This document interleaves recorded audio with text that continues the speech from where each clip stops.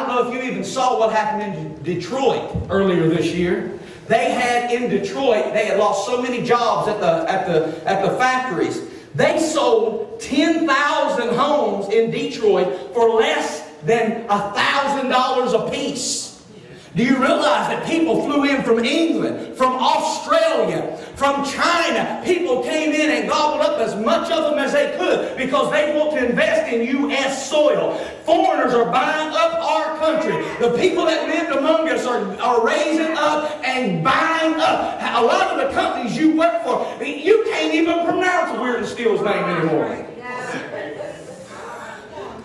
Come on now. That thing's changed hands more times. I've only been here 7.5 years. I've seen that thing owned by 16 different countries. It used to be Weird and Steele. Then it became stuff I can't even pronounce. It was like Husqvarna. It was that long. That was a $7 word. I don't know what it was. You've got to understand, church, when God says it, He means it.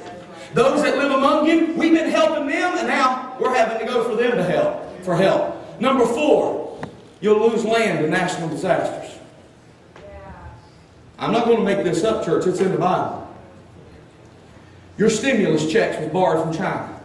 China and Japan both own large amounts of U.S. treasuries. And I hope they never cash them in on us, because economists tell me we owe $350 billion to the Chinese and national governments. And if they ever call those notes and cash them in, the economist says our economy will crash in an hour. Not a week, not a month, not a year. We will be broke in an hour if they ever demand their money back all at one time. Let me tell you what happened. Let me tell you what happened over the course of time. All of you know the big statue. You've seen his picture. I wish I'd have found him and put him up on PowerPoint. You've seen Daniel's depiction of the Babylonian Empire and the Medes and the Persians. His head was gold, and his chest and his arms were silver. And as he went down, he had the 10 kings, and we know that those aren't going to come about until the book of Revelation. But let me explain to you what that was. That started out as the Babylonian Empire. The Babylonians was overthrown by the Medes and the Persians. And the Persians and the Medes were overthrown by Alexander the Great and the Greeks. And so as the kingdoms became less and less and less, Daniel saw this great big, or Nebuchadnezzar saw this great big statue, and it was depicting the kingdoms that would overthrow each other. Can I tell you what happened during those kingdoms? Most people don't know this. When Babylonians ruled the world, when they were the high power, they started loaning out gold. And they loaned it out to the Medes and the Persians, and they put 33.5% interest on it. And they loaned it out to the Medes and the Persians to the extent that the Medes and the Persians got so broke, they couldn't afford to repay the loan. So they decided the only way for us to get out of debt is to fight. So they came and attacked Babylon and took Babylon and took the gold of Babylon. Guess what happened? We win the war, debt's demolished. I ain't in debt anymore, I'm rich. So they started loaning money. And as they started loaning out money, the Greeks became indebted to them. And as the Greeks became indebted, Alexander the Great became king, and he found out that they were $330 million in debt. So they decided they would invade Persia. They won the war. They so wiped out the gold, they took gold from everybody. Alexander the Great took everybody's. He got so bloodthirsty for gold, he went around and took every kingdom, to the point where he eventually invaded the temple in Jerusalem, the only place that had gold left, and took all the gold out of the temple also. That's just a little history lesson for you, church, because wars make money. Wars make money. Well, let me tell you who makes money off of wars. The banks. Banks make money off of wars, and if you don't believe me, read some history and find out there was one bank in particular that was loaning money to Hitler and the Allies and making money on both ends. Because wars produce money, and the bankers are the ones that give them. Thomas Jefferson, third president of the United States, is famous for this quote: "I believe that banking institutions are more dangerous to our liberties than standing armies. If the American people ever allowed private banks to control the issue of their currency, first by inflation, then by deflation, the banks and corporations that will grow up around the banks will deprive the people of all property," listen to this, "until their children wake up homeless. on the continent that their fathers conquered. The issuing power should be taken from the banks and restored to the people to whom it properly belongs. How many years ago did Thomas Jefferson know what we'd be going through today? Because your children are going to be homeless because you don't have enough money to leave them anything. Somebody say amen. Yeah, we are at the mercy of the banks. You know where it all started was back in 1913 when we made this sham, this fraud called the Federal Reserve. We put a private bank in charge of the country's monetary system. We put a private bank and we called it, we have a debt-based economy, church. And we put a private bank, we call it the Federal Reserve, but it is not federal and it has questionable reserves. As a matter of fact, I call it doubtful. They have doubtful reserves. And the Bible in Ecclesiastes 10:19 says money answers all things.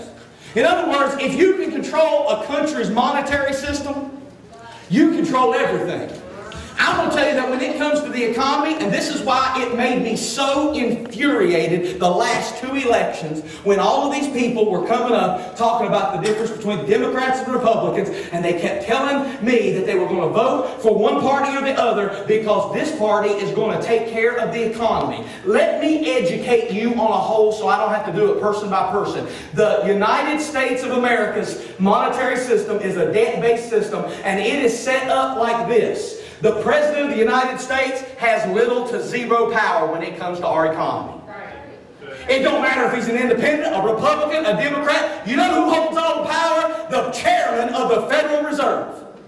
He decides how much money you pay every month for your car. He decides how much your house payment is.